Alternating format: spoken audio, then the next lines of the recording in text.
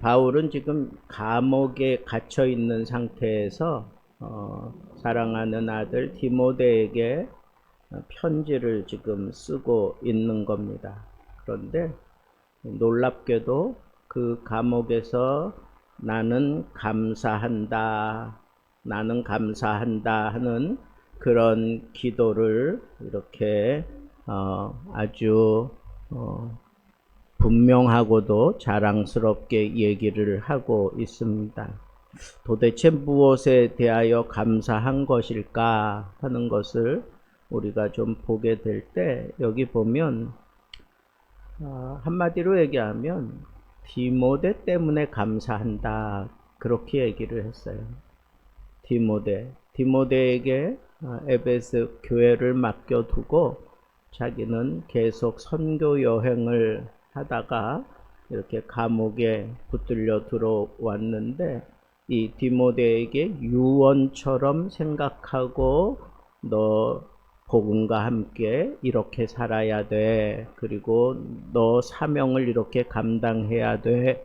하는 그런 아주 구체적이면서도 그리고 실제적인 그런 문제들을 다루면서 나는 이 감옥 속에서도 기도할 때마다 감사하다. 감사하다. 왜? 너 때문에 감사해. 그렇게 지금 얘기하는 거예요. 너 때문에 감사하다. 여러분들도 여러분들 때문에 정말 감옥 속에서도 여러분들을 생각하며 감사할 수 있는 그런 사람이 되면 참 좋겠다 하는 그런 생각이 듭니다. 그런데 왜 디모데 때문에 감사한다 그랬을까? 도대체 디모데의 어떤 면 때문에 바울은 디모데를 생각하며 감사한다 그랬을까요? 한마디로 얘기하면 디모데의 삶이 아주 청결한 양심으로 섬기는 삶이었기 때문에 바울이 그 청결한 양심을 가지고 섬김에 최선을 다하고 있는 그런 디모데를 생각하면서 너를 생각할 때마다 감사가 저절로 나온다 하는 그런 표현을 하고 있는 거예요.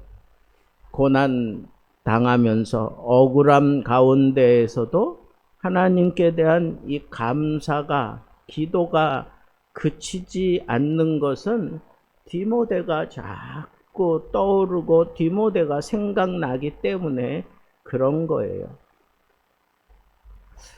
여러분 우리의 삶은 어떻습니까? 이 감사와 기도로 시간을 채워가고 있습니까? 여러분들을 정말 감사하게 만드는 그런 대상이 있습니까? 누구만 생각하면 그냥 저절로 감사가 막 터져 나오는 그런 대상이 있습니까? 또 그런 사람들을 내가 정말 그 감사하는 그런 조건으로 삼는 자들 가운데 우리가 무엇보다도 놓치지 말아야 될 그런 대상은 바로 다음 세대예요. 다음 세대. 바울의 다음 세대는 디모데잖아요. 그러니까 이 디모데 다음 세대를 위한 이 기도가 끊이지 않는 가운데 그 다음 세대를 이끌어갈 디모데를 생각하니까 정말 막 감사가 터져 나오는 거예요. 여러분, 우리도 그러한 삶을 살아야 돼. 부모로서 자녀가 다음 세대고 또 내가 교회에서 나를 보고 배우고 따라오는 그 후세대가 바로 다음 세대 아니겠습니까? 그런데 그 다음 세대들이 나와 관계하면서 내 교육을 받으면서 나와 함께 이 복음에 동참하면서 변하고 깨지고 달라지고 그리고 청결한 양심을 갖게 되고 또 자기의 사명을 붙들고 막 애를 쓰고 있는 그런 모습들을 보면서 저절로 그냥 막 감사가 나오는 삶을 산다면 그건 참 얼마나 기쁜 삶일까. 얼마나 감사했으면 이 감옥에서조차 이 감사가 막 터져 나오고 있을까. 그 다음에 두 번째는 진실한 관계에서 흘러나오는 눈물로 인해서 감사가, 기도가 그치지 않는다. 그렇게 얘기하고 있어요. 여기 보세요. 내 눈물을 생각하여 너 보기를 원한다. 왜? 내 기쁨이 가득하게 하려 합니다. 내가 내 후대를 책임지고 그렇게 뒤따라오는 다음 세대를 보고 싶어 하는데 정말 그 세대를 내가 딱 보게 되면 막 기쁨이 막 넘칠 것 같아. 막 기쁨이 넘칠 것 같아. 근데 그 기쁨이 진정한 기쁨이 되기까지 이 관계 속에서 그치지 않고 흐르는 눈물이 있다는 거예요. 그치지 않고 흐르는 눈물. 디모데는 감정 없는 조직의 일원이 아니었습니다. 바울과 눈물로 엮인 그런 사랑의 관계의 제자였습니다. 이 눈물, 이 디모데의 이 눈물을 생각하며 감사하기도 하지만 그런 모습으로 눈물을 흘리면서 그 사명을 붙들고 씨름하고 있는 그 디모데를 만나게 되면 정말 내 기쁨이 막 넘칠 거다 하는 거예요. 그 눈물은 바울과 떨어진 그런 아픔일 수도 있어요. 그리고 그 사역지에서 많은 고난 가운데 자기 몸은 약하고 자기는 연소하고 그리고 연로한 사람들을 잘 지도해야 되고 이단과 아주 정신없을 정도로 대치하며 살아야 되고 그래서 디모데는 그 사명을 감당하기 위해서 연약한 그런 몸과 그 형편을 부둥켜 안고 눈물을 흘리는 그런 제자였단 말입니다. 그래서 그 눈물을 생각하면서 바울은 정말 보고 싶어 하는 거예요. 왜? 내 기쁨이 넘쳐나게 하려고. 여러분, 정말 바울과 바나바가, 바울과 디모데가 이렇게 다시 만날 때 이렇게 눈물로 그 사명을 감당하고 있다가 디모데가 바울을 만났을 때 얼마나 위로가 되고 얼마나 벅찬 감격이 있을까요? 그리고 그런 모습으로 막 발버둥 치는 디모데를 이 감옥에서 나와서 다시 만나게 되면 얼마나 기쁘겠어요. 얼마나 기쁘겠어요. 눈물로 사명을 지키기 위해서 발버둥 치는 그런 제자.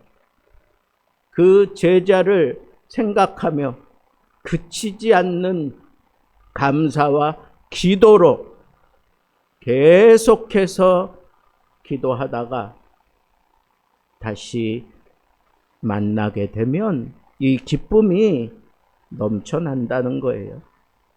오늘 말씀을 통해서 정말 아름다운 관계 가운데 눈물로 연결된 사람은, 눈물로 연결된 그 관계는 참 매력적인 관계구나 하는 것을 알 수가 있어요. 눈물로 동행하는 믿음의 관계가 형성되어 있는 사람은 그 어떤 역경에서도 이겨낼 수 있고 그리고 어떤 상황에서도 감사할 수 있다 하는 것을 알 수가 있습니다.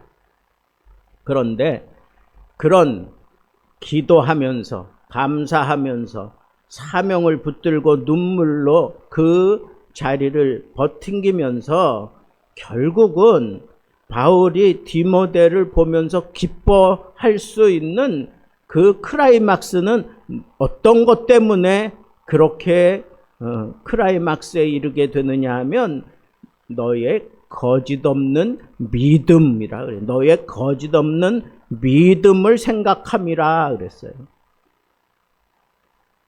믿음으로 하는 기도여야 돼요. 믿음으로 하는 그런 눈물이어야 돼요. 믿음에 사로잡혀서 사명을 반듯하게 지켜내고 그리고 감옥에서도 당당하게 복음을 위해서 그렇게 감사하며 이겨낼 수 있는 그것은 바로 이 믿음 때문이라는 거예요. 믿음. 거짓 없는 믿음, 순전한 믿음, 그것을 디모다가 가지고 있었기 때문에 바울이 그 믿음을 보면 내 이 괴로움, 이 고통 내가 그냥 한순간에 싹 날려버릴 텐데 하는 그런 표현을 하는 것과 다를 바가 없다는 거예요. 자, 그런데 디모데의 이 거짓 없는 믿음은 어디서 온 거라 그랬습니까? 외할머니 로이스, 어머니 유니게에게서, 그리고 그 순전한 믿음, 거짓 없는 믿음을 또 시작은 외할머니와 어머니를 통해서 시작이 됐지만 그걸 끝까지 사수하고 있는 사람은 바로 디모데였어요. 디모데였습니다.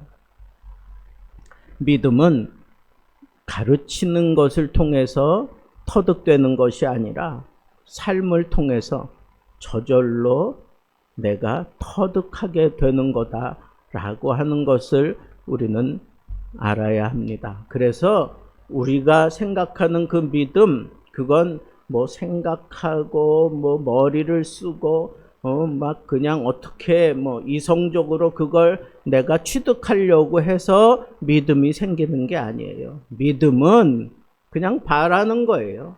그런데 그 바라기만 했는데 그게 실상으로 내게 이루어진 게 그게 믿음이에요. 그렇게 이루어지도록 강력한 힘을 가지고 당기는 게 그게 믿음이라 그런 얘기예요.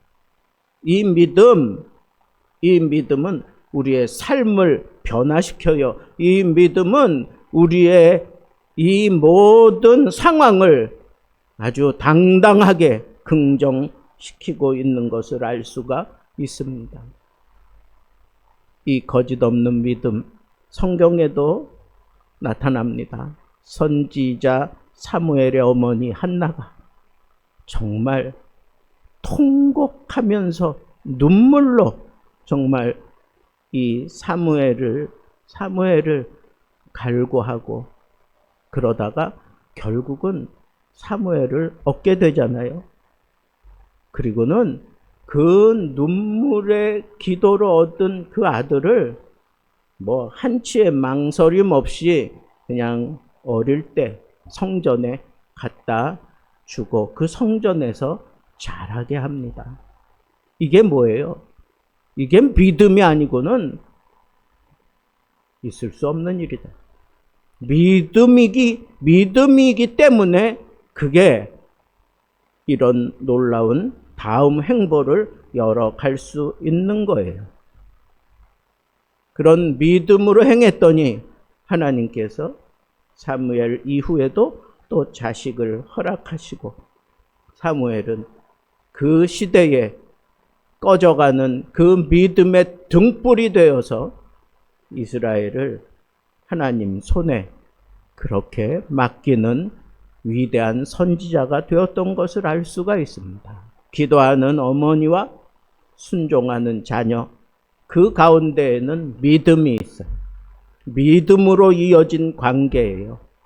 그게 얼마나 아름다운 일인지 모릅니다. 한 청년 선교사가 간증하기를 자신은 세례 유아 때부터 세례 유아, 그러니까 유아 세례를 받았을 때부터 주일학교 다녔다 이거예요. 그런데 진짜 믿음, 내가 세례는 그 어머니 품 안에서 이렇게 받았지만 진짜 내가 믿음이 생긴 것은 어머니의 기도 생활이 눈에 들어올 때였고, 아버지가 성경 읽는 뒷모습을 보면서 믿음이 생기고 믿음이 자라났다라고 그렇게 간증했습니다.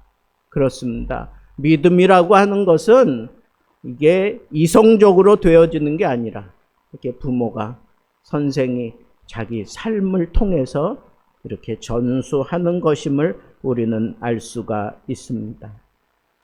자, 저는 오늘 말씀을 통해서 중요한 세 가지 원리를 여러분들에게 전했습니다. 첫째는 기도입니다. 기도. 그런데 그 기도가 감사가 담겨진 기도여야 한다. 감사가 담겨 있는 기도. 두 번째는 눈물로 만든 믿음의 관계예요. 눈물을 통해서 형성된 믿음의 관계. 이게 참 소중하다라고 하는 것을 알 수 있고, 그리고 그 믿음이 거짓 없는 그 믿음이 바로 이 현장에서 관계를 형성할 뿐 아니라 그 믿음이 주도적으로 그 삶을 이끌어갈 때, 그때 긍정적인 그런 믿음의 결과가, 믿음의 열매가 나타나고 있다고 하는 것을 알 수 있습니다. 하나님께 드려진 감사와 기도, 눈물로 이어진 믿음의 관계, 세대를 이어가는 거짓 없는 그 믿음이 우리를 풍성한 그런 열매 있는 삶으로 만들어 간다고 하는 오늘 이 말씀을 붙들고 우리도 정말 믿음을 이어가는 그런 사람이 되어야 하겠습니다. 청결한 양심으로 하나님을 섬기며 다음 세대를 위해서 눈물로 기도하고 삶으로 진실한 믿음을 전수할 수 있는 하나님의 사람들 되기를 우리 주님의 이름으로 축복합니다.